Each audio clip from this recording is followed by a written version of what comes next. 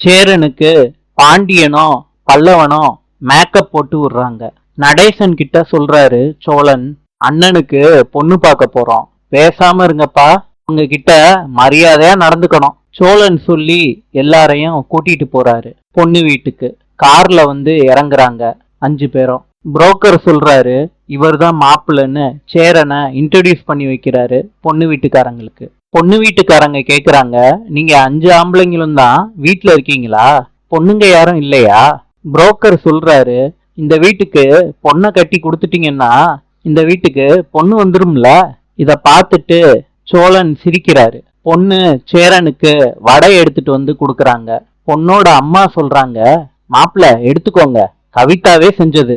சேரன் சொல்றாரு பொண்ணுகிட்ட, என்ன ரொம்ப சூடா இருக்கும்போது வடைய போட்டிருக்கீங்கன்னு நினைக்கிறேன், அதனால வடை சரியா வேகல, எப்படி சுடணும்னு உங்களுக்கு நான் சொல்லி கொடுக்கறேன். இத கேட்ட உடனே 3 தம்பிகளும் படபடப்பாயிடுறாங்க. இந்த பொண்ணும் அண்ணனை பிடிக்காதுன்னு சொல்லிரும் அப்படின்னு மனசுக்குள்ள நினைச்சுக்கிறாங்க. சேரன் பொண்ணை அழைச்சுக்கிட்டு கிச்சனுக்கு போறாரு. எண்ணெய காய வைக்க சொல்றாரு. பொண்ணு காய வைக்குது. பொண்ணுகிட்ட சொல்றாரு சேரன், நல்லா உருண்டை பிடிக்கணும் மசாலா வடைக்கு. இந்த சூட்ல இந்த வடைய போட்டு பொரிச்சு எடுக்கணும். இந்த கலர் வந்துருச்சுன்னா இந்த வடை சாப்பிடுறதுக்கு மொறு மொறுன்னு இருக்கும். எப்படி இருக்குன்னு சேரன் பொண்ணுகிட்ட கேக்குறாங்க. பொண்ணும் சாப்பிட்டு பாக்குறாங்க அந்த வடைய. பொண்ணு சொல்றாங்க சேரன் கிட்ட, சூப்பரா இருக்கு வடை.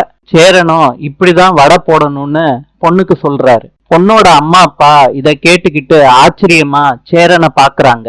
தம்பிகள்லாம் தலையில கைய வச்சுக்கிட்டு உட்கார்ந்துகிட்டு இருக்காங்க.